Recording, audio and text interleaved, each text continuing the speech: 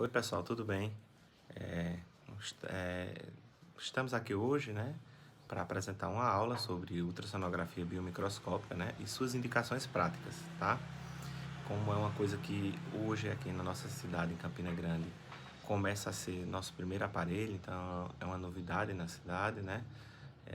A gente tem que entender as indicações práticas, é, por que existem e para que servem essas indicações, né? Na melhoria do atendimento do seu consultório, dos seus pacientes e em algumas decisões cirúrgicas, em algumas decisões sobre reabordagens cirúrgicas, sobre posicionamento de lentes intraoculares, sobre tumores. Então, ele tem uma abrangência até relativamente grande, né? Trata-se de um aparelho, na verdade, de ultrassonografia, com a sonda diferente da sonda ocasional, que é uma sonda que pode ir de 10, 12 ou 15 MHz, dependendo. A maioria dos aparelhos são com 10 MHz, mas o BM ele tem sondas que pode ir de 35 a 50, sendo usualmente a mais utilizada por a gente é de 50, né? A 35 ela tem um mergulho maior, ou seja, ela é mais profunda, ela vê uma distância maior subcapsular, mas ela tem um mergulho menor em relação à câmara anterior, recesso de ângulo de câmara, tumores de íris, tá? Então, essa UBM é um BM de 50 MHz do Hospital de Olhos, tá? E é uma UBM bem moderna, da época que eu fiz residência, as UBMs, elas eram bem diferentes. Eu vou definir para vocês as indicações e o tipo do equipamento e para que serve, tá?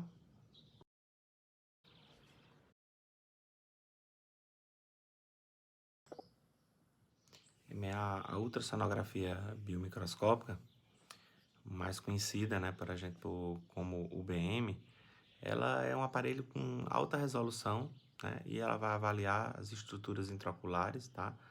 Numa sonda de 50 MHz você vai ter geralmente da pars planas para frente, né, como se fosse da partir da pars plana, e você tem uma avaliação muito boa das estruturas anteriores, né? Da pars plana, corpo ciliar, sulco ciliar, íris, ângulo de câmara anterior, como vocês verão, e córnea, tá? Estruturas de transição, invasões, elas são muito úteis, por exemplo, em relação ao OCT de anterior, que ele não vai ver por trás da parte pigmentada, então ela vai conseguir ver estruturas que estão por trás da íris, né?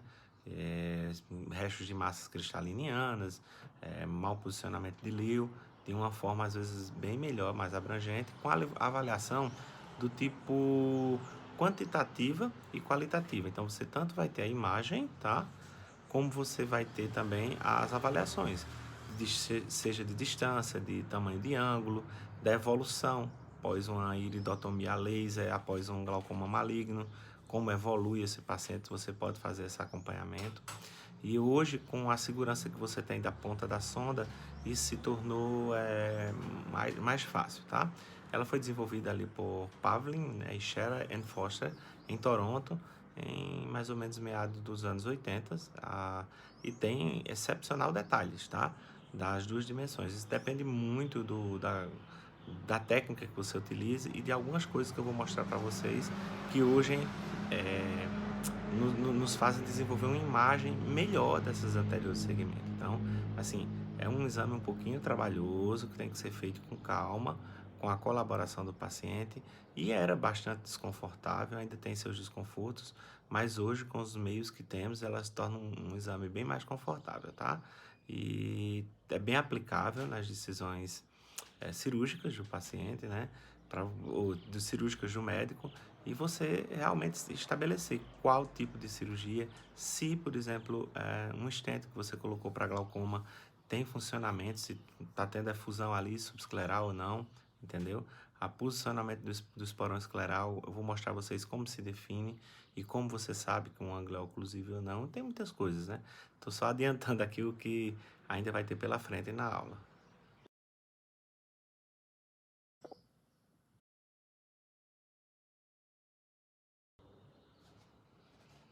A ação do BM, da ultrassonografia biomicroscópica, né, é semelhante à ação da ultrassonografia normal, né? O que diferencia, como eu disse desde o início, né, são as sondas, tá?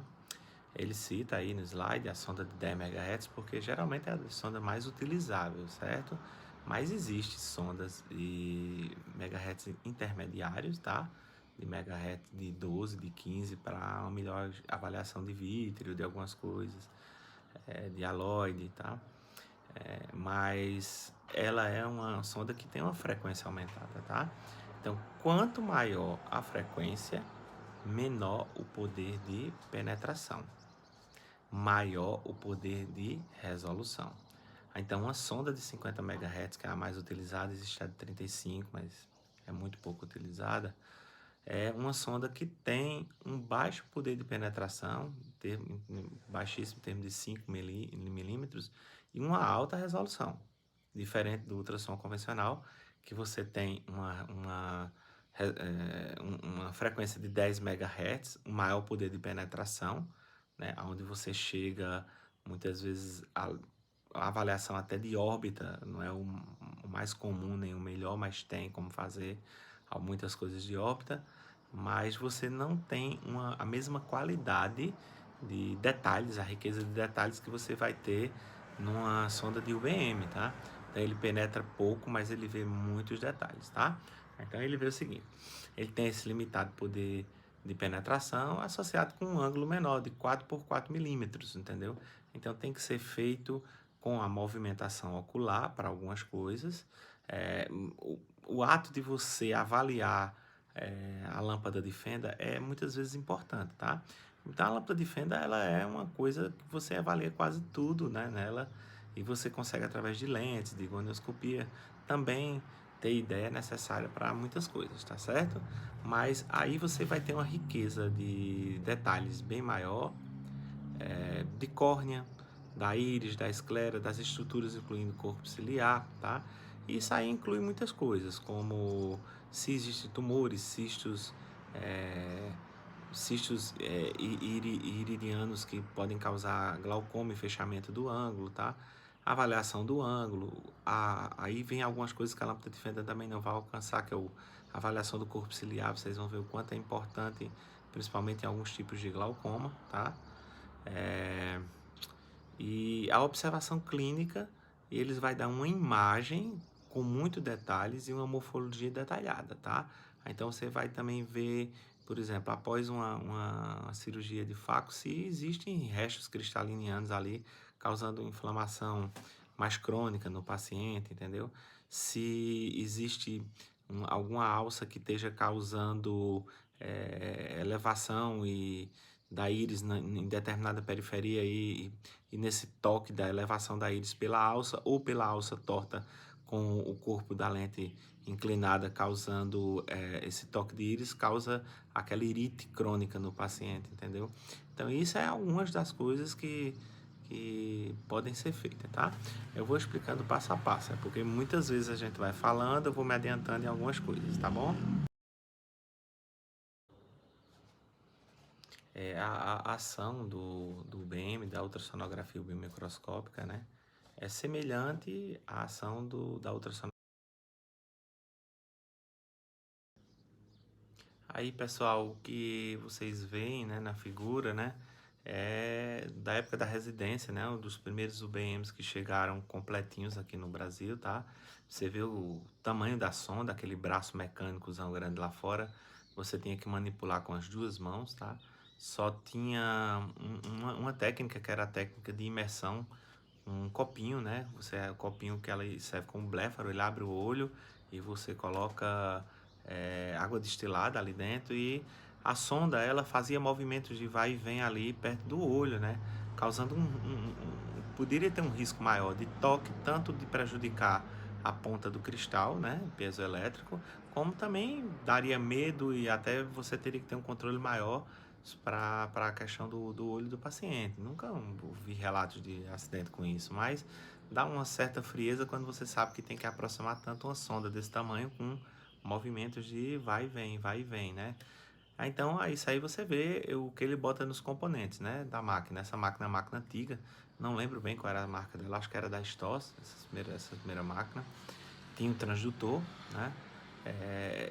a alta frequência dos sinais. Ali você vê na imagem, né, uma parte de ângulo ali da câmera, né, a íris, a esclera, a córnea, tá? Eu acho que deve estar numa alta frequência, porque você vê que a córnea ela tá um pouco cheio de pontinhos. Isso aí ou é quando você aumenta muito o ganho, ou quando é uma córnea opacificada, que é uma das indicações boas, né? Se você tem uma córnea opaca, você não consegue ver o que tem atrás, e você precisa ver anterior e às vezes posterior, fazer o BM e fazer um ultrassom. E o BM para ver aquela parte anterior, se a câmera tá rasa, se tem muitas sinecas, tá certo? Ali é um vídeo monitor ainda dos antigões, né? Aqueles vídeo monitores ainda, como diz, de tubo, né? Vídeo monitor de tubo. E por muito tempo aí a gente na escola, lá na Escola Paulista de Medicina, onde eu fiz o fellow, né? A gente utilizou esse equipamento aí, tá certo? Era um equipamento que tinha algumas limitações relacionadas ao de hoje, que são mais compactos e mais desenvoltos, e algumas medidas que a gente consegue fazer muito mais medidas, entendeu? E existe ainda o efeito de uma coisa que eu digo até que é interessante para o pessoal da refrativa, que é a chamada biometria anterior, né, para aquelas lentes ICLs, né, aquelas lentes que vocês colocam em cima do cristalino para corrigir grandes dioptrias, tá? Então são medidas algumas coisas, como distância, córnea cristaliniana, distância corneiriana, o tamanho do toque da íris naquele cristalino, entendeu? A distância suco a suco de corpo ciliar. Alguns aparelhos têm este programa como um programa biométrico já programado, tá? Mas assim, esse que eu utilizo não. Então a gente usa geralmente todas as medidas e é utilizado um nomograma, tá? E dentro do nomograma você vê pelo tipo de CL que você usa se vai trazer algum problema ou não, tá? Presumivelmente, né? Porque com ICL pode dar sim. Mas é um procedimento fácil e de boa satisfação do paciente quando ele é bem adaptado, e o paciente fica muito satisfeito, né? Porque ele não precisa tirar um cristalino, ele não precisa... Às vezes ele tem um impedimento de fazer uma refrativa porque tem uma córnea fina ou porque o grau é alto demais, e a ICL vem resolver esse problema de uma forma bem confortável, tá? Mas ele tem que ser muito bem avaliado, e o UBM é o aparelho ideal para se avaliar essas medidas através de um nomograma, tá?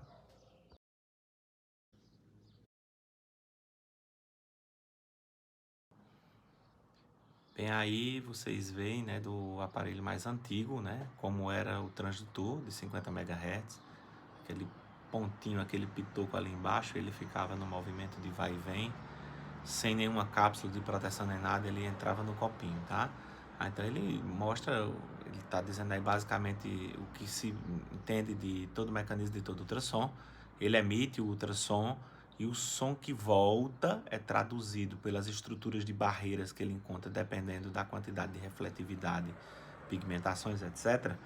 É refletido para ele de volta, e ele processa em forma de imagem, tá? Então o aparelho é justamente isso, é um ultrassom, como o morcego emite o ultrassom, e no ultrassom ele processa todas as imagens, tipo obstáculos que ele vai ter pela frente, recebe automaticamente através das orelhas, né, que são grandes dos morcegos, e aí ele mesmo cego, ele sabe tudo que tem pela frente pelos processos das imagens. Então o cérebro processa a imagem do ultrassom de volta, do eco, tá? Então é isso que ele está dizendo, que é o mesmo princípio do ultrassom normal. E esse seria um transdutor de 50 MHz antigo, tá? Então o que ele fala aí, né? Ele diz que ele é designado com um grande braço aí, né? Ele é de alta frequência porque é 50 MHz. Tinha que ter sutis movimentos, tá? Então você fazia movimentos bem sutis, porque realmente era um instrumento muito grande, muito, vamos dizer assim, ignorante para o que ele ia fazer. Mas era o que se tinha na época, a gente tinha que fazer, entendeu? Então ele tinha todo esse sistema de controle de movimento, era montado sobre uma polia, então você descia e ia para um lado e para o outro com uma limitação grande de girar e de fazer movimentos, né? Vocês vão ver que hoje é igual uma sondinha de ultrassom normal, tá? Ocular, e facilita muito, tá? Ali na frente, onde fica a pontinha, né? É onde está o cristal piezoelétrico, que é a parte mais importante, porque você quebrou um cristal piezoelétrico, se bem dizer, quase perdeu o equipamento, porque o preço do cristal é o preço de um equipamento, tá certo? Então é só para título de vocês verem como era e como vai evoluir.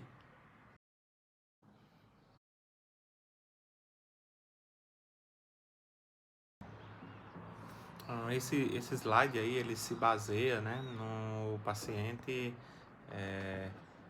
estando em posição sempre supina, tá?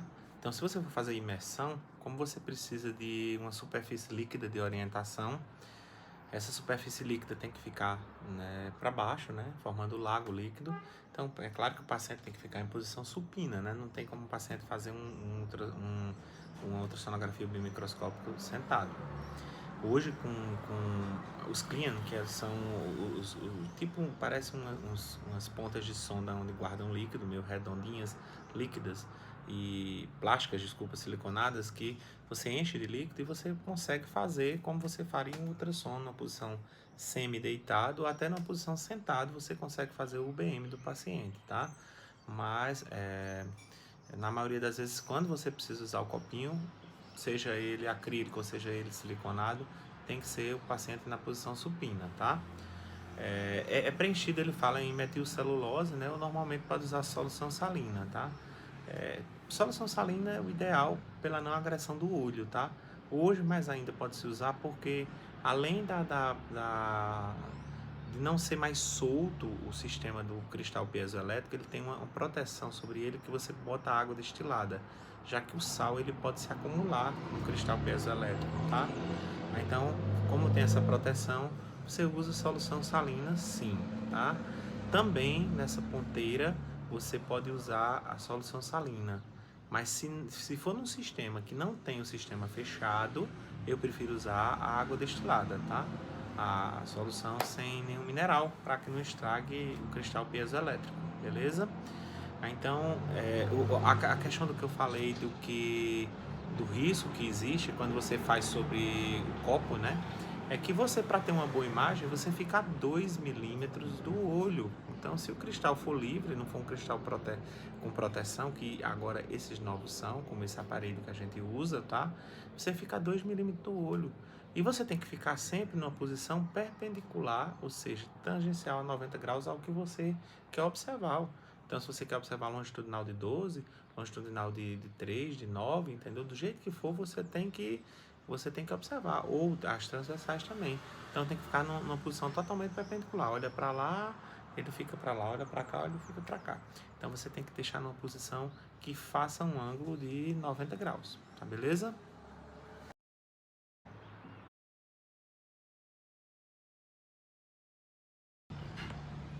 Bom, esse aí é o famoso, né? Esse é o aparelho que nós usamos, tá? Um aparelho compacto, tá? Chama-se o Compact Touch da Quantel.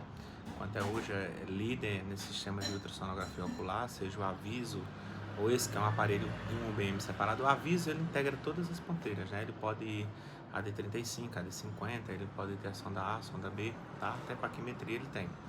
Esse é o STS UBM, tá? STS é um módulo, tá? É um módulo para ICL, tá? Então é um módulo que você pode comprar à parte, mas se você tiver boas noções de como fazer as medidas, com o nomograma você faz. Então é como se fosse um módulo para fazer a biometria da ICL mais apropriada. Você pode fazer todas as medidas e com o nomograma ter essa noção também, em termos de profundidade de câmera, distância sulco a sulco, tá? Então vocês já veem aí uma sonda bem mais delicada do que a que foi apresentada a vocês antes, tá? É um aparelho totalmente touchscreen, tá? Embora adaptei um tecladinho a ele, a mais aí você tem uma impressora. É bom uma impressora de bom padrão, já que ele tem muitas marcações, tá? Ele vai fazer muitas medidas, ele dá área, ele dá calibre, que o calibre vai medir as distâncias, da altura de sulco, de íris. Ele faz a parte angular também, tá? Beleza? Então é um aparelho bem completo. Vocês reparem que na pontinha da sonda lá tem como se fosse um diafragmazinho de plástico, tá? Aquele diafragma é colocado, ali dentro é colocada água destilada e o cristal ele vibra ali dentro do diafragma, tá? Então, tanto dessa forma, ele já está protegido, o cristalzinho já está protegido ali dentro, tá? É claro que ele ainda precisa de um meio líquido externo para que ele chegue à superfície. Já que ele vai ter uma boa resolução e pouca penetrabilidade, ele precisa estar bem próximo da superfície ocular, beleza? Então vocês estão vendo o aparelhinho como ele é mesmo, tá? Então, um aparelho touchscreen, tem um pedalzinho a mais, né, que é para você congelar as imagens, e você pode trabalhar muitas coisas nessa imagem, tá? Desde zoom, loop, botar o modo A junto com o modo B para medir a intensidade, os picos, se tem ângulo capa, se tem altas intensidades em picos alteados, ou média ou baixa intensidade, se existe, se é cístico ou não com o modo A. Você pode interpelar os dois módulos em um só aí, tá? Então é um aparelho bem interessante, é um aparelho bem completo, bem seguro de ser usado em relação ao paciente.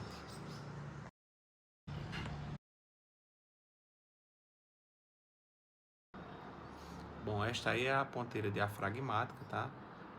Com o clean, né? Com a parte líquida já preenchida, já bem posta, bem colocada, tá? Ela tem uma areola ao redor por dentro dela quase de papelão, para torná-la quase descartável, tá? E é uma coisa que custa nos Estados Unidos cerca de R$ 40 dentro do fabricante, tá? E aqui no Brasil você vai comprar por R$ 190, tá? Então não é todo caso que você vai usar essa ponteira, tá?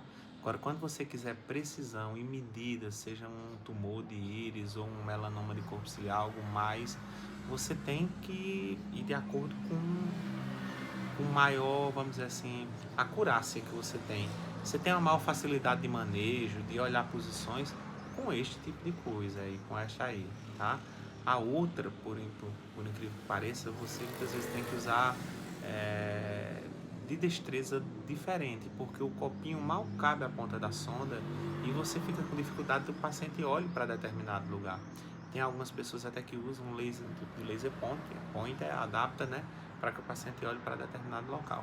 Quando você quer uma medida de alguma coisa que você já sabe como é, onde está e tudo, você tem aquele global e tudo, é bem mais fácil no copinho, mas esse aí você vai ter um padrão melhor, tá? Você pode ver que na sonda aí, ó, do lado onde está tocando no olho, a sonda está bem afastada do olho. Isso aí quando você quer pegar bem a superfície, a córnea, a esclera, tá? Se você afunda mais, você penetra mais, deixa mais próximo como está ali na primeira, você vai pegar as estruturas de íris, corpo ciliar, cristalino, lente intraocular, com zônula bem melhor, tá certo? Então é uma coisa que precisa de uma destreza e um jeito de você pensar anatomicamente se está no axial, se está no longitudinal ou se você está no transversal, tá certo? Então tem como fazer todas as medidas diante disso aí. Esse aí é uma grande coisa, eu prefiro fazer a maioria dos casos, conversar com o paciente antes e utilizar essa ponteira, tá? Essa ponteira não dói no paciente, o paciente depois que pinga colírio anestésico é tranquilo, é um líquido com plásticozinho tocando, um plásticozinho com líquido, desculpa. Então não dói no paciente nem nada, mas define muito melhor e melhora muito a capacidade de reprodutibilidade da imagem, tá?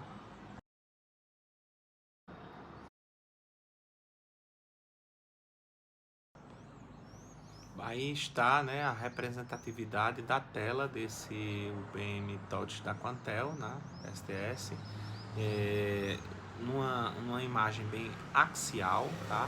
Onde você vê ali dois picos corneanos, você vê a transição córneo-escleral, tá? Que fica a cerca de 500 micras ali do local onde está o esporão escleral.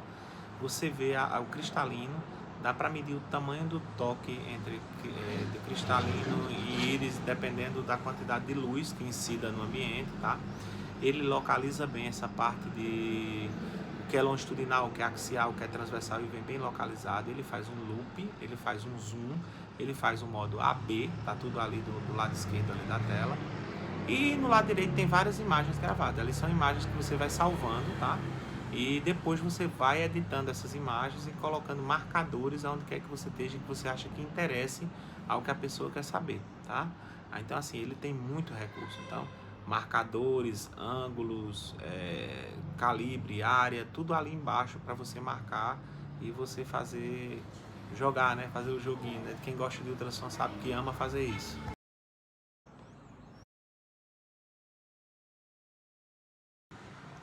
Bom, este daí é o famoso copinho, né?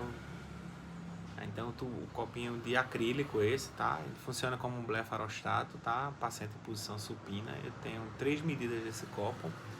Mesmo assim, anestesia os dois lados, mas eu sei que existe uma certa, vamos dizer assim, o paciente fica de certa forma, incomodado, tá? Mas a gente tenta ser com o exame o mais rápido possível. Aí, tá na demonstração, inclusive, com o aparelho, que é aquele aparelho grosseiro ainda, tá? Vocês veem ali, olha o tamanho da ponteira do cristal piezoelétrico que fica vibrando ali bem próximo ao olho do paciente. Você imagina só que o paciente, ele não fica tranquilo com essa vibração desse cristal aí, tão perto. E você tem que ter muita precisão para que não pegue no olho isso aí, tá entendendo? E hoje em dia, tudo facilitado pela tecnologia.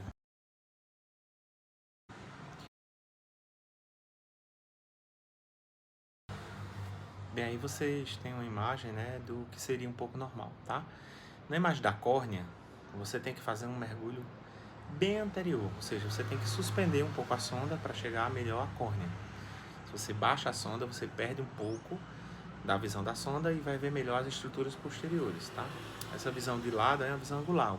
Ou você colocou de lado e o paciente olhando um pouquinho para o lado oposto, tá? Ou você simplesmente colocou de lado se você tiver uma certa prática com a sonda. Então, na córnea ali você vê que tem uma alta refletividade no epitélio, né? Tem como se fosse uma divisão ali entre epitélio e membrana de Bowman, mas vamos dizer assim, é muito mais imaginária, né? Entre um e outro a gente sabe que existe. Aí então uma baixa refletividade de Bowman e uma alta refletividade do endotélio, tá? Que é a membrana ali na DCM, tá? Aí então se você tiver um descolamento da parte da membrana DCM, com endotélio, você percebe dobras, você percebe, tá? O aumento da refletividade de Bowman, edema de córnea, tá? Dá para medir a grossura, a espessura e você acompanhar também uma espécie de paquimetria visual, mas é bem legal ela. E ali no ângulo você vê aquela parte de onde o Bowman ela tem uma baixa refletividade, vai ficando alta, e tem uma parte angulada, que é justamente a transição córneo-escleral, tá? No finalzinho da parte angulada, embaixo, naquela primeira setinha preta, para frente, 500 micras de distância, você vai ter o esporão escleral. Você vai aprender muito mais pelas posições da íris e em relação a corpo ciliar e suco ciliar, onde é que vai estar esse esporão escleral. Ali é como se fosse a vênulazinha, né? De onde sai a parte líquida do olho, tá? Aquilo ali é uma imagem muito semelhante quando você vê uma fístula funcional, tanto de uma trabeculectomia como de um estente de glaucoma, tá? Corpo ciliar é muito bem visto, é muito importante. A anteriorização desse corpo ciliar muitas vezes denota um glaucoma que tem um ângulo mais fechado e que se você fizer uma iridotomia você vai ter uma boa resposta, tá? Independente se estiver com o ângulo da câmera muito raso mesmo ou não, tá? Mas geralmente quando você tem a anteriorização do corpo ciliar, você vai ter oclusão do ângulo da câmera, tá? Então ali naquela parte onde tem o L, né, você tem o toque entre a íris e a superfície anterior do cristalino. Tem a zônula ali no PC, né? Ali no L, aquele toquezinho é importante, inclusive porque existe uma concavidade contrária à íris Bombay, quando você tem muitas vezes a síndrome de dispersão pigmentária, e com isso você vai ter um aumento desse toque do cristalino com a íris, tá certo?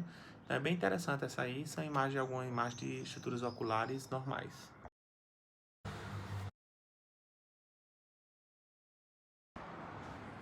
Aqui mais uma imagem do que é normal, né? Dá para ver bem a transição córneo-escleral naquela imagem, essa imagem está dado um zoom, tá?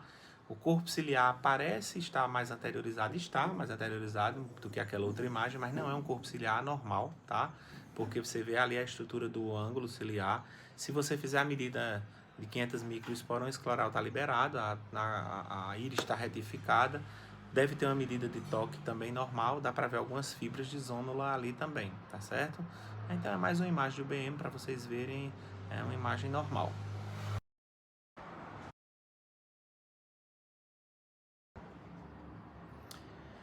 Bom, aí são os recursos que você pode usar em termos de mensuração. Hoje em dia tem mais, né? Você pode ter recursos como a área, tá? Distância pode ser de inúmeras coisas, certo? Ângulo pode ser suco a suco, esporão escleral, a distância do toque cristaliniano, a distância da câmara anterior, da câmara posterior, tá? Distância uma diagonal que um alio que não esteja bem identificado esteja, entendeu? Então a distância é um recurso, eu acho que o principal, a distância que mede a espessura da córnea no centro, entendeu? A distância de uma determinada estrutura que esteja espessada, de um tumor em tanto longitudinal como no transversal também, tá certo? O ângulo você geralmente usa para usar o ângulo da câmera anterior, tá? Você faz esse aí a partir da parte é, córnea escleral e você vai por cima pela superfície da íris, tá? E é importante essa parte de ângulo. Hoje você tem nesse novo recurso a área, né? A área é super importante de você fazer e os recursos de identificação de cada coisa que você acha para que o médico saiba onde está cada coisa que você acha, tá? Então hoje existe inúmeros recursos de escrever muito mais coisas, de identificar muito mais coisas. E um recurso importante que é colocar o modo A com o B junto de um traçado que você localiza dentro da estrutura que você quer, beleza?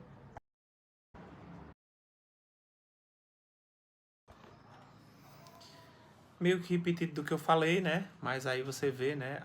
Que você pode medir a espessura da córnea, o tamanho da câmara anterior, o tamanho da câmara posterior, a espessura da lente intraocular. Eu não vejo muita importância para a espessura, e sim para a posição, mas o tamanho do toque dela que está existindo. Mas a espessura da íris é importante se está em midríase e miose, dependendo do que você der de reflexo de luz também.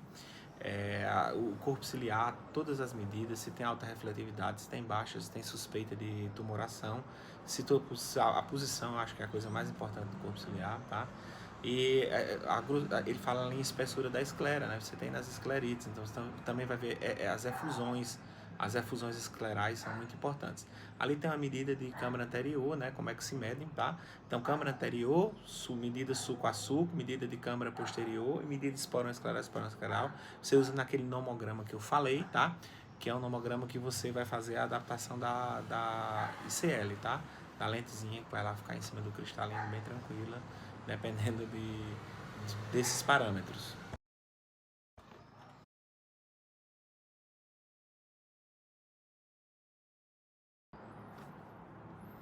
Aí vocês têm o seguinte, né? O que é importante para a parte de glaucoma, tá? Primeira coisa que eu acho é a forma como essa íris se posiciona, tá? Se está retificada, se está angulada para frente, tá? E a quantidade de toque dela no cristalino, coisa que não está aí, mas tudo bem. Aí você vai medir a parte de ângulo, tá? Então, mais ou menos na transição irido, ou desculpa, córneo escleral, você vai medir 500 micra, mais ou menos para trás, vocês veem lá na figura, tá? E você vai ter mais ou menos a medida de onde está o esporão escleral, tá?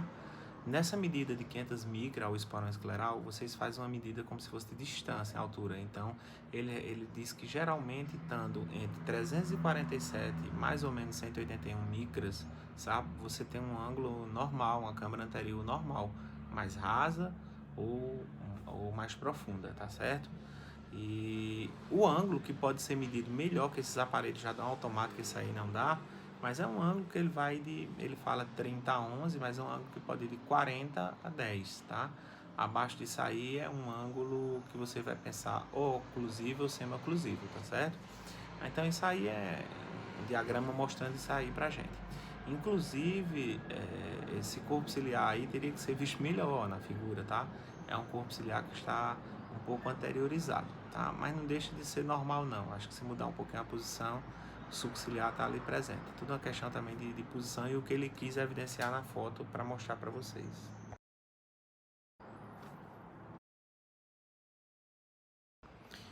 Esta tabela aí é uma sugestão que se faz de nomenclaturas, tá? Para você fazer a abertura do ângulo, por exemplo, a distância da câmara posterior, né? Trabecular íris ou câmara anterior, a espessura da íris, a espessura da córnea, a distância do processo ciliar, a parte posterior da íris, certo? Íris ômilo, cada uma das coisas. Eu prefiro não usar porque existem várias nomenclaturas. Aquilo que eu quero destacar, eu coloco em seta, que não existia nesse tempo, identifico M1, M2, C1, C2, dependendo do que for, e dentro do laudo eu coloco M1, por exemplo, identificação de aumento da espessura da íris, íris com espessura de tanto, normal seria tanto, ou ângulo fechado, entendeu? Esporão escleral, eu boto outra setinha. Então eu prefiro identificar e facilitar a vida do oftalmologista que solicitou isso aí, tá certo? Isso aí é do Pavlin, ele dá como sugestão. tá certo? Mas a nomenclatura eu prefiro já que hoje a gente pode marcar com setas e mostrar o que interessa, aí é melhor que a gente assim o faça.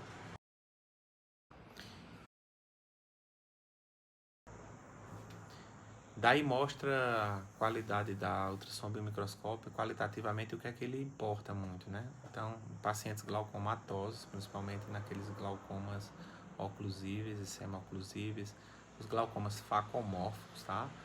Aquelas íris, aqueles cristalinos morganianos que você tem aumento também, você pode ver a quantidade de toque, o avanço que está tendo para a câmara anterior, tá? O posicionamento da íris, tudo isso. A avaliação da córnea. Se for uma córnea opacificada, o BM é super indicado. Se você tem um edema de córnea, você pode avaliar seriadamente a melhora que você vai tendo com o seu tratamento, tá? Dá para avaliar também na câmara anterior, se tiver celularidade com aumento do ganho, você chega a isso.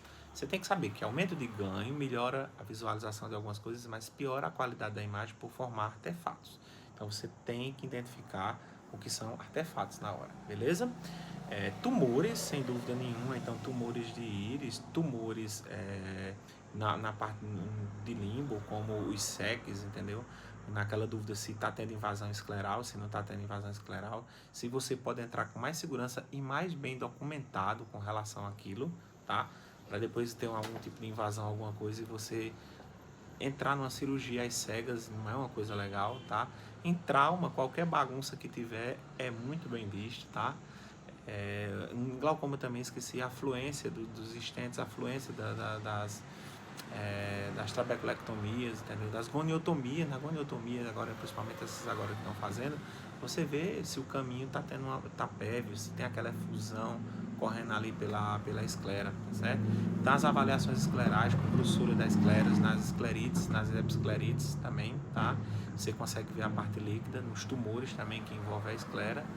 As avaliações da lente intraocular, DBEG ou não, se está na diagonal, se tem um toque de alça, a gente até teve um tempo, um dia desses, um paciente com uma dobrazinha, provavelmente não estava nem com BM, mas ele fazia um irite de repetição, provavelmente por toque, já que a alça jogava a lente para frente porque ela estava um pouco posicionada para trás. Então isso na UBM dava para a gente identificar bem aquele toque nela na íris, e a gente iria saber que aquilo era um irite, não tem o que fazer, né?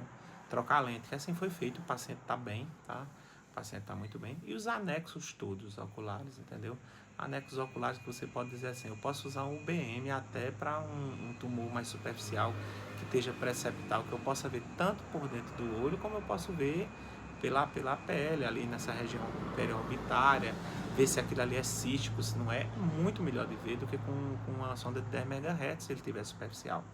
Embora eu use ainda muito metilcelulose na sonda B para fazer isso, mas é uma coisa, vamos dizer assim, que não é tão certa de ser feita quanto você fazer uma coisa superficial com o que é feito para ver superficialmente, tá certo? Então, algumas coisas também de pálpebra consegue ver. Uma coisa que tá sendo muito usada é na migração de plugs com canaliculites, tá? Localizar aqueles plugs, os smart plugs foi muito usado aí, o pessoal da plástica. O pessoal agora está deixando mais de usar por conta das canaliculites causadas por ele. Mas geralmente se identificava onde estava a migração, onde estava a coleção, e somente com a extração cirúrgica desse smart plug você tinha um resultado positivo com o paciente, beleza?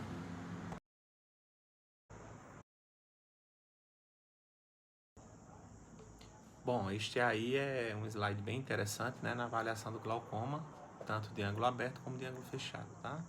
Então, no glaucoma de ângulo aberto, você pode usar ele para fazer a medida da câmara anterior, do seu ângulo e daquela medidazinha que eu lhe falei, a 500 micras, né? Você pode acessar a configuração periférica da íris, tá? Se a íris está anteriorizada, querendo ficar em platô com o ângulo com a câmara anterior diminuindo, se ela está posteriorizada, no caso, quando você tem um glaucoma pigmentar, você tem essa íris flácida, entendeu? Meia flácida. Avaliar a inserção da íris em relação à malha trabecular, se tem sinéquia, se está fechada muito avançado, ou se está fechado devido só ali a um posicionamento de corpo ciliar. E aí vem a anteriorização, se há anteriorização da íris, né? Onde ela nasce, se ela está nascendo um pouco anteriorizada, se ela tem um descolamento. e principalmente nos casos onde acontece descolamento de corpo ciliar, tá? Descolamento de corpo ciliar geralmente acontece nos glaucomas quando evoluem de forma ruim, né? Aqueles glaucomas tidos malignos, né? Nos glaucomas de ângulo fechado, a mesma coisa, avaliação de ângulo, de câmara anterior, de câmara posterior, de posicionamento da íris, de como a íris está presente, de reflexo luminoso, sem reflexo luminoso, o tamanho da câmara anterior e posterior, identificar processos patológicos relacionados ao cristalino e à íris que possam levar a um glaucoma de ângulo fechado, tá? Então, nesses processos patológicos também você pode ver. Mesmo paciente pseudofásico, muitas vezes o posicionamento de corpo ciliar, ausência de sulco, eu vou dizer outra coisa que não está citado aí, mas as ápticas onde estão posicionadas, entendeu? O anel de Sion tem um anel de Sion causando algum abaulamento e fechando o ângulo da câmera naquele canto, tá? Então dá para avaliar bem por aí, tá bom? Bom,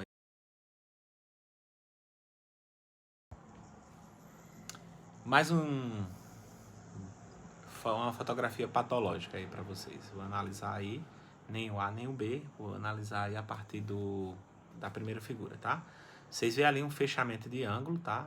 Vocês veem a estrutura entre a córnea e a esclera, né? A transição a 500 micra e você vê um ângulo fechado. Olha a posição dessa íris, tá? Totalmente abaulada para frente. Se você for fazer uma medida de câmara anterior, quase não existe, né? Isso é um bloqueio de pupila, né? A câmara posterior bem aumentada, tá? E o sulco ciliar tá ali presente porque a íris está para frente, mas o corpo ciliar está totalmente deslocado para frente também, tá certo? Então, nesse tipo de fechamento com bloqueio, o corpo ciliar vai junto para frente também, tá? Então, ali na A, você vê algo semelhante também, né? Ele mostra que também está em convexidade superior, tá? Existe ali, já não tem tanta alteração de corpo ciliar, e sim de bloqueio, né? Existe ali aquele bloqueio do esporão escleral, então ali está quase, está ocluído, né, pelo ângulo, o ângulo ali vai dar, nem precisa medir esse ângulo, né? E ele mostra o resultado após uma iridotomia, né? E ele pegou bem a área da iridotomia, né? Então, o que é que você vê? Uma maior retificação da íris, a íris está mais retificada, o local da iridotomia, o posicionamento mais adequado, a córnea e o ângulo ali, e a transição córnea escleral a 500 micras, você já vê um ângulo aberto, entendeu? Então, ali, resultado bem positivo da iridotomia, né? Num caso de emergência, com certeza, tá?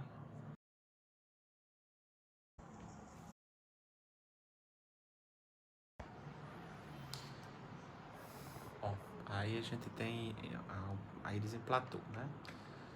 Vamos se concentrar nessa figura de cima, tá?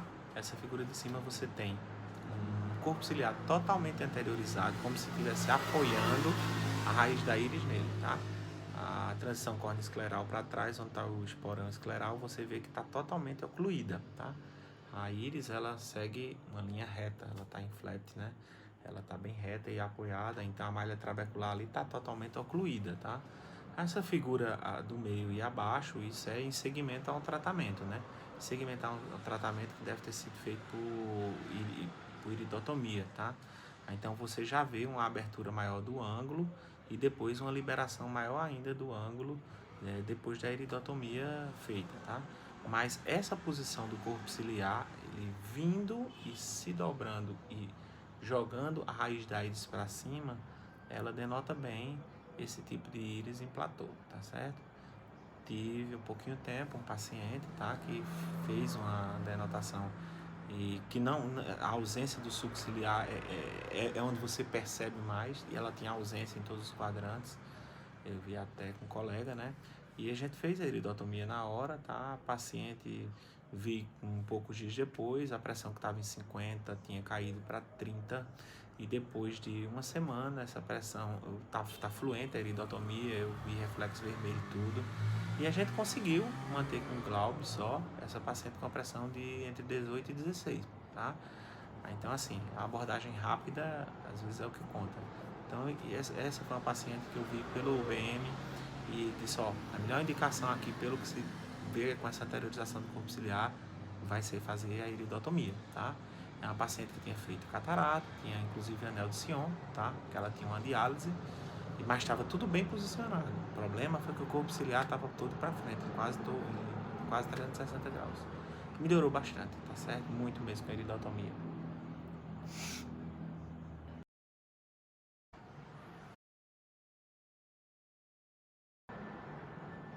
Esse aqui é um teste bem interessante, que é um teste para determinar se esse ângulo pode ser oclusível, tá?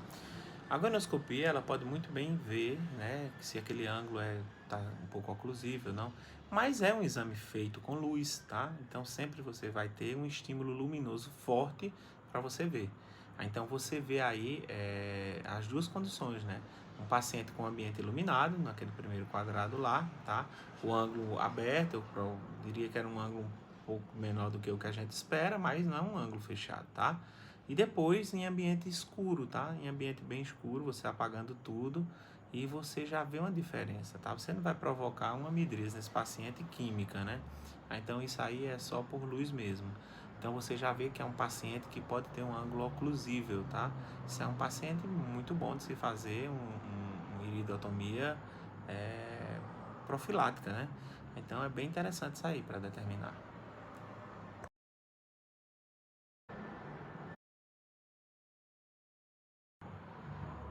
Bom, aí está citado nas indicações, mas só por ser glaucoma congênito, né, tem que fazer com o paciente no estado de sedação maior, né, que é um bebezinho recém-nascido, geralmente, não sendo um exame tão fácil por conta disso, tá? Mas geralmente o que se vê é um tecido anormal no ângulo da câmara, tá? Ou você tem um corpo ciliar totalmente com anatomia modificada, retificado, vindo para frente, entendeu? É, um corpo ciliar que às vezes ele nasce ali já em meio à raiz da íris, ou então ele já se insere junto ali com a raiz da íris, entendeu? Então são algumas características do glaucoma congênito. Eu acho de pouca aplicabilidade, porque dá para um glaucomatólogo muito bem diagnosticar e já partir para uma parte terapêutica. A não ser que tenha uma grande dúvida, né, de alguma coisa, ainda existe, então pode se aplicar também, tá certo?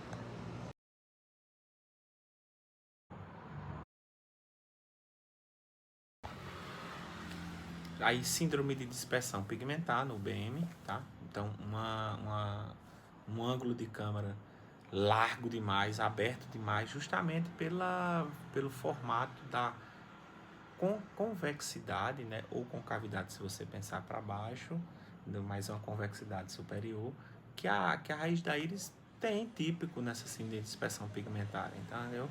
Então existe esse roçar na zônula, no cristalino. Se você for olhar o toque vai ser muito grande de cristalino zônula. Por isso que esse paciente, ele é um paciente que tem essa frouxidão toda tecidual, é um paciente facilmente que tem diálise, pode ter ruptura com mais facilidade, tudo isso. Mas você vê aí a posição dele como tá, né? Então isso é bem típico, essa posição da raiz da íris, essa abertura exagerada, abrindo mesmo no ângulo da câmera anterior, e a espessura da íris às vezes está um pouco aumentada dependendo do tamanho do toque, mas isso não é o mais importante. O mais importante são essas características aí mesmo.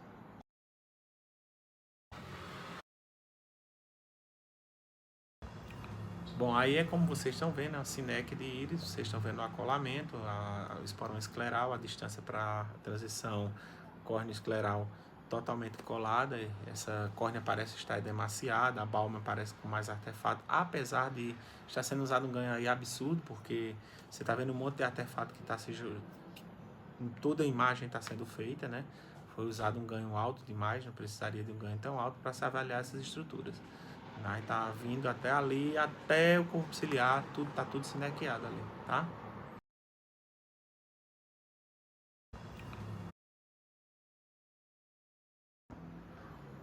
Aí uma imagem bem interessante, né, do glaucoma maligno. Vocês veem, câmara anterior não existe quase, só ali no meinho, quando termina mesmo a íris. A câmara anterior está zeradinha, mas a rotação do corpo ciliar sobre a raiz da íris é que é uma característica bem interessante. Outra coisa, geralmente você tem uma efusão ali na coroide, próxima ali à topografia do corpo ciliar. Aí não se percebe tanto isso, mas você vai ter também, tá? Então, é típico do glaucoma maligno, o edema de córnea ali tá absurdo, né? E tudo tá lá na frente, né? Você vê ali a cápsula anterior do cristalino, como é que tá lá na frente, e tudo girado. É um estado terrível, né? De você encontrar um olho, é um glaucoma maligno desse, tá?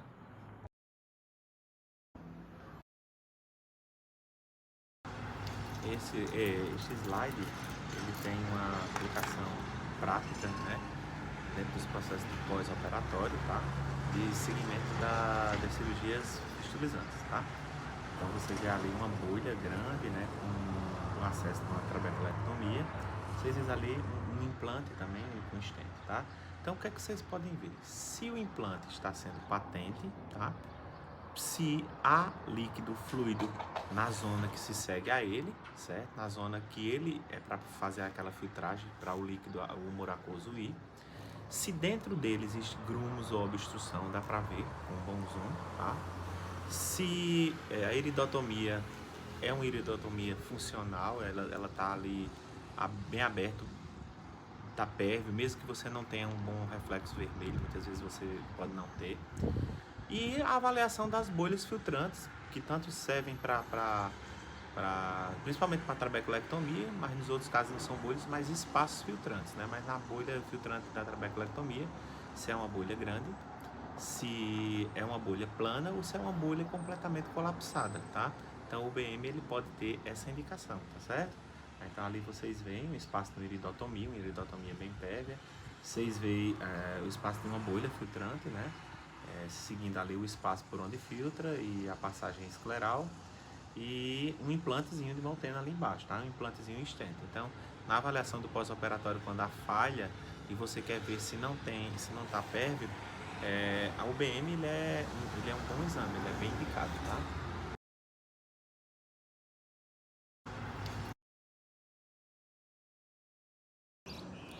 Bom, aí vocês veem a imagem, duas imagens, né? A imagem à esquerda aí de uma córnea normal, o padrão de refletividade do epitélio, um padrão de alta refletividade, um padrão de baixa refletividade com padrão de moderada refletividade grumoso, que é da membrana de Baumann, isso é o normal dela. Aí está em alto ganho, tá? Então você encontraria uma membrana, um estroma mais transparente, mais escurinho, sem essas granulações se você diminuir o ganho, mas não tem nenhuma importância.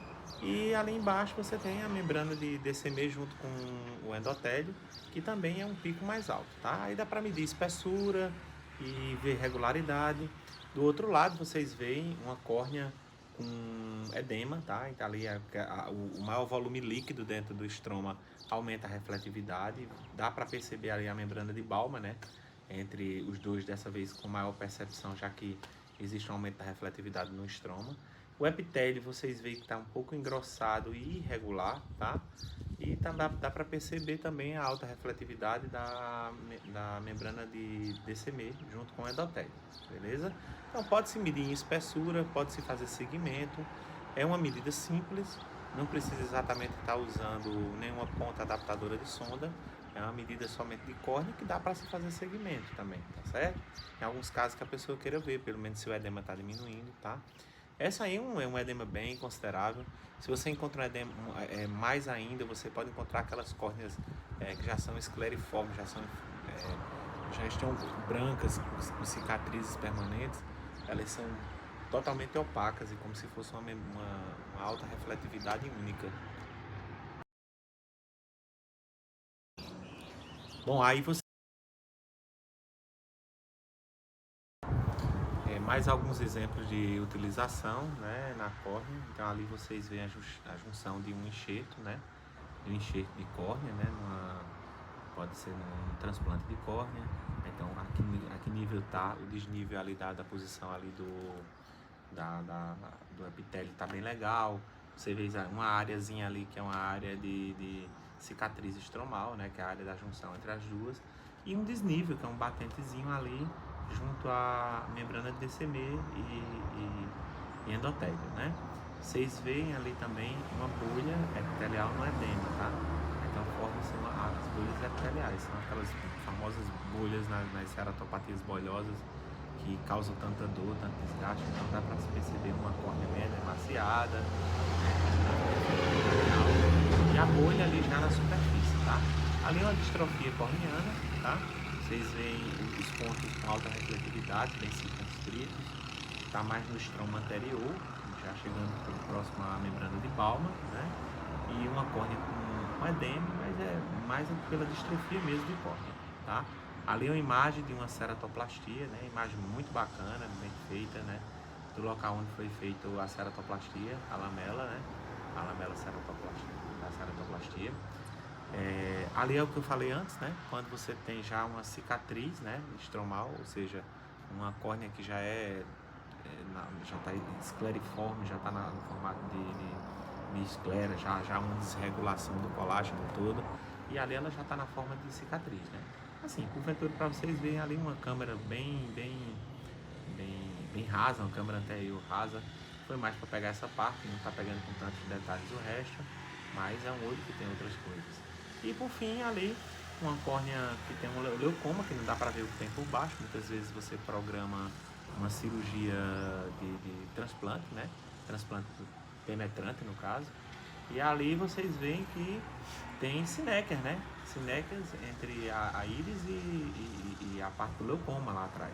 Então é uma coisa bem interessante também que o UBM pega, né? Você não ser pego de surpresa, ou até pelo menos você avisar o paciente dos riscos consequentes que existem nessa cirurgia, já que ela vai ser uma cirurgia com mais risco devido às sinéquias que lá ocorrem.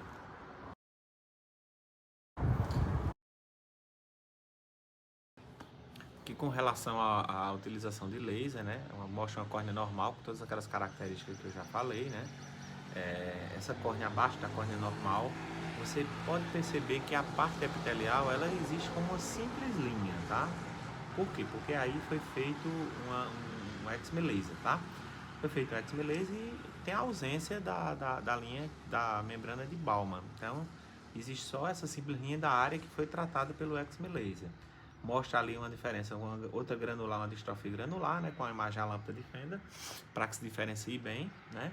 Ali tem uma pós-excimer, um paciente com uma cicatriz, tá? Então ele foi tratado novamente com um laser, né, a área cicatricial, e a setinha lá mostra a diferença da área tratada, que é a parte mais óptica, né, tratada com laser para tentar tirar essa cicatriz, e a parte que não foi tratada, né, que é a parte que fica mais grossa, então fica com uma dupla linha, e a outra com a ausência da membrana de Baumann, né? Então, dá para perceber bem quando você faz o laser, justamente isso aí deve ser um laser direto, deve ser um PRK, tá? E a área tratada, ela perde aquela dupla linha que entre o epitélio e a membrana de Baumann, né? Ela perde essa característica, tá? Que com relação à utilização de laser, né? Uma das indicações mais bacanas, né, que existe para o UVM, né, que é os tumores, né? Então, tumores de íris, tá? Suspeita de tumores de íris, que seja benigno ou maligno, avaliar essa possibilidade, se há crescimento, se não há. Tumores de corpo ciliar, que aí só é mais visto mesmo pelo UBM, muito difícil, a não ser quando ele cresce muito e começa a causar amaulamento de íris, né? Ou uma extensão pela via pars plana, causando outras alterações. E a parte anterior coroide ali, que é a via pars plana mesmo, que ele fala também. E quando ele fala os tumores anteriores também, os tumores que ficam em superfície, dá para avaliar muito bem hoje em dia, já que você tem esse poder da sonda de ir mais para a superfície, um pouquinho mais para dentro, né? As bordas dos tumores, eles podem ser medidos e de maneira muito fácil detectável devido à mudança de refletividade que existe entre o tumor e as estruturas circunvizinhas. Essa mudança de refletividade dá para você medir a distância longitudinal, distância transversal, maior altura, se invade ou não outros tecidos, né? Então é uma indicação muito importante.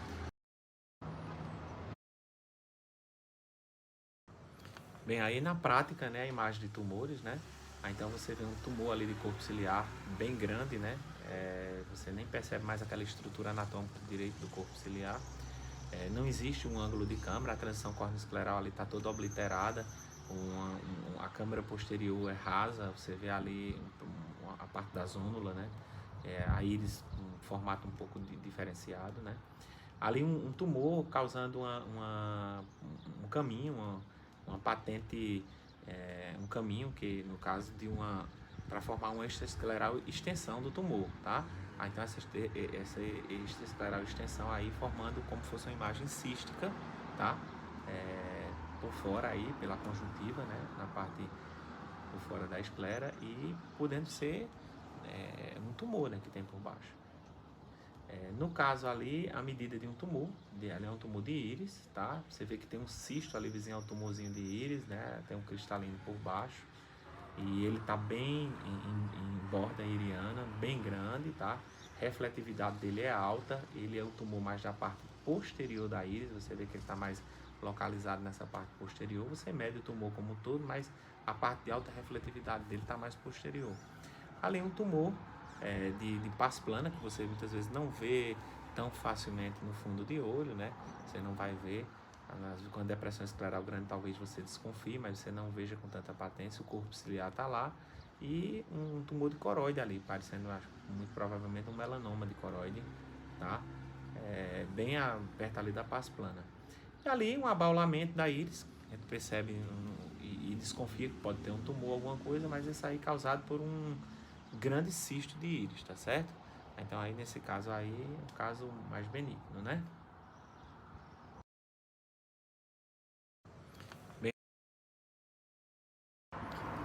Bom, aí na parte de trauma, duas imagens interessantes, né? Uma iridodiálise, né? Ali você vê o corpo ciliar e a íris está rota mesmo naquele canto, né?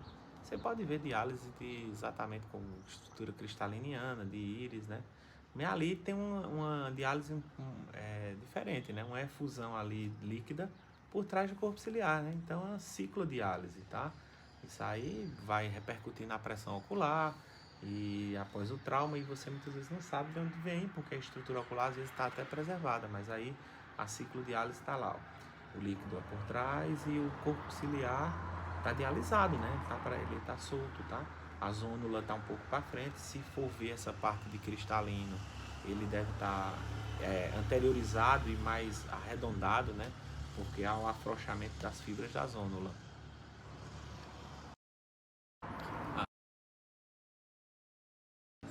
Aí tem justamente uma coisa que eu falei, né?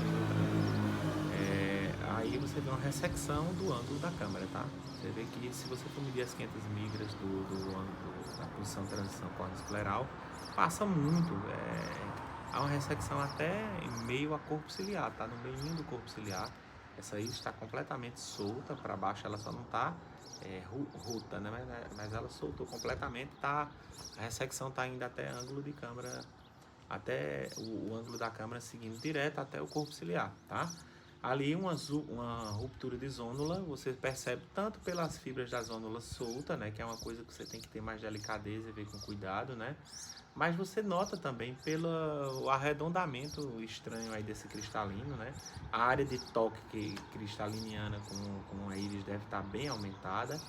Dá para perceber também que já está ocorrendo a opacificação ali do cristalino, né? Tem um aumento ali no cristalino, está formando também uma catarata, né? E também por trauma. Ótimo.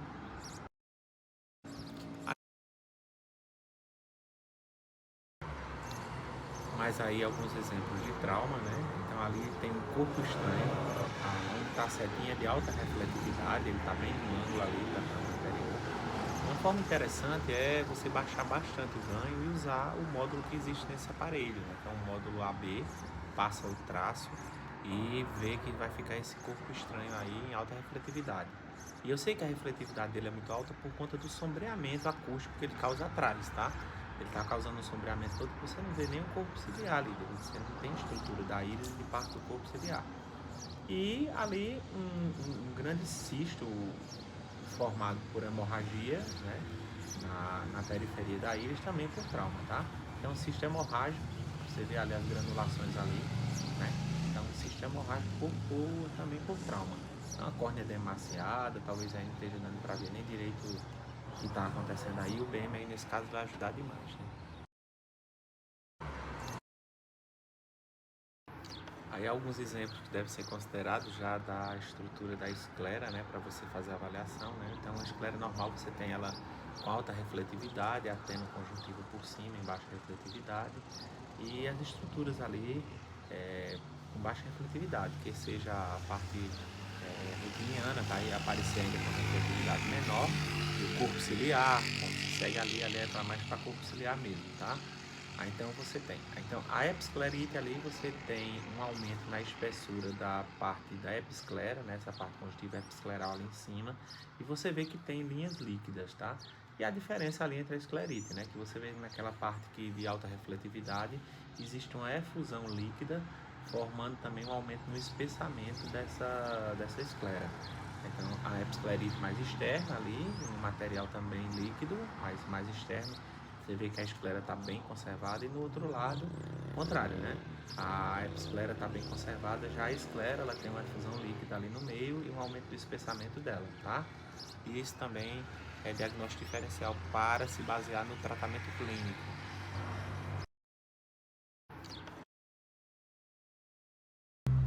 E aí alguns exemplos, né? O primeiro exemplo ali você tem uma episclerite, você vê que a parte escleral, que é a parte de maior refletividade, ela está bem conservada, tá?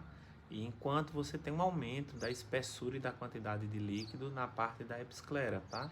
E ali você vê até uma ulceração com a quantidade de líquido maior, onde tem a setinha na primeira imagem.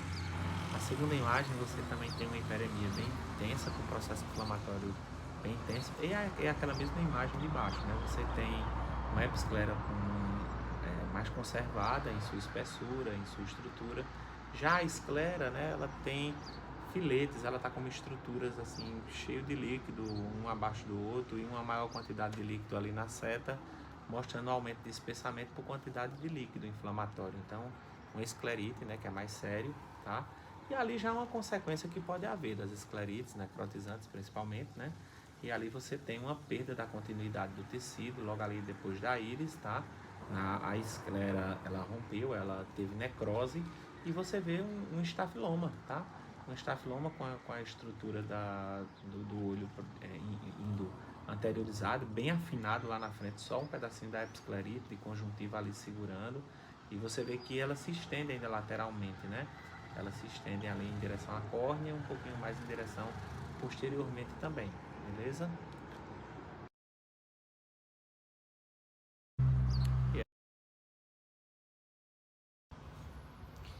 E aí é mostrando, né, que após cirurgia de catarata a gente pode ter muitas análises análises feitas pelo UBM, tá? Tivemos até uma vez um caso de uma lente que a áptica se posicionou por trás da lente, jogou o corpo da lente anteriormente, fazendo tocar na íris, e o paciente tinha boa visão, o centro óptico estava tranquilo, só que ele tinha uma irite crônica, né? Ele sentia dor, um pouco de dispersão pigmentar, pouquinho, mas era mais dor, e isso incomodava ele. Resultou que teve que fazer troca dessa lente, né? Que apresentou esse problema, tá? Então ele pode analisar bem a posição da lente intraocular, se está em debag, se está no sulco, se está em debag no sulco, se ela está bem posicionada, mal posicionada, se está havendo alguma queda em algum canto, né, da lente, se as margens da zona óptica estão bem centradas, né, e a relação com a áptica, né, essa relação com a áptica é importante. Se está em debag, você vai ver a áptica muito mais por um ponto com um eco de reverberação, tá? Depende muito do material que é feito a lente, se é de 2 peças, 3 peças, mas geralmente você vai vê-la assim, tá? E você analisa se está em debag, se está no sulco, se tem uma no sulco, outra no saco, tá? E aí a gente pode fazer uma análise através do UBM. Às vezes a gente vê um abaulamento de íris, uma irite desse tipo, ou o paciente tendo uma perda visual devido a lente não está bem centrada, está muito em diagonal. E aí a gente pode analisar bem isso aí pelo UBM e pelas estruturas periféricas, né? Porque pela estrutura do meio mesmo você já vai desconfiar de muita coisa, mas se documentar muitas vezes para tomar o passo seguinte é muito importante.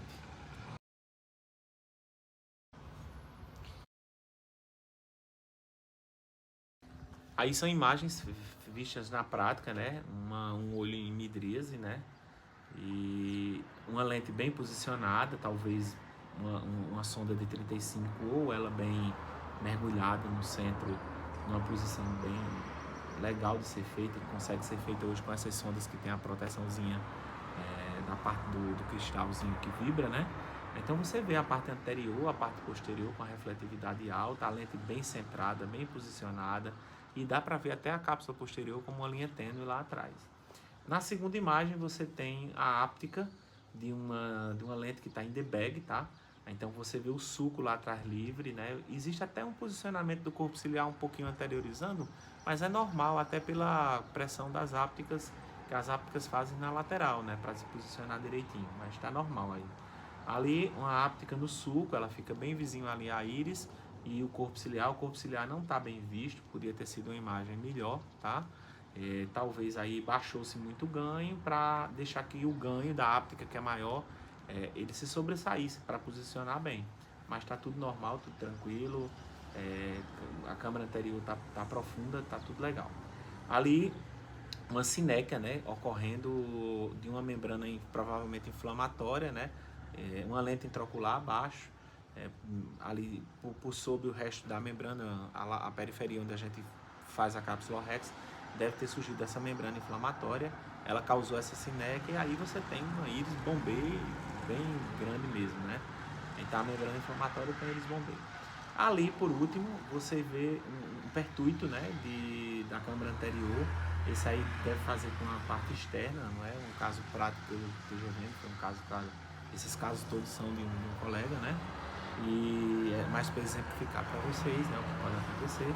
Mas tanto pode acontecer esse pertuito pela parte externa, acontecendo side com hipotonia, sendo esse side passivo ou ativo, você vai ter esse caminho fluídico aí, e muitas vezes ele vai ali para a parte conjuntival também, formando uma bolinha mais rasa, uma bolha mais alta, tá? Bem legal aí. Aí são mais algumas imagens, né, para serem vistas na prática, né? Ali você vê a biomicroscopia, está em preto e branco, né? O olho está em midríase bem grande, midríase induzida, claro. E a UBM mostrando uma tumoração, tá? Você não vê uma delimitação tão boa, mas a esclera, ela não tem aquela delimitação, ela não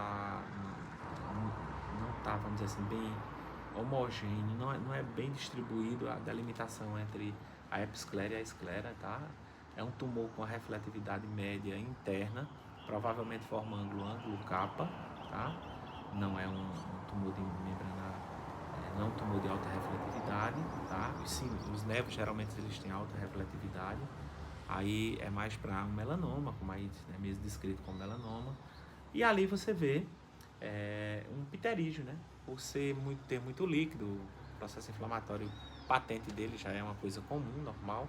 Ele tem alta refletividade e você vê a diferenciação dos planos, né? A membrana de Baumann passando bem abaixo, está bem delimitado entre o estroma e o pterígio, coisa ali que não acontece no tumor, apesar de não ser na área do pterígio, mas se perde um pouco dos limites da parte escleral, tá?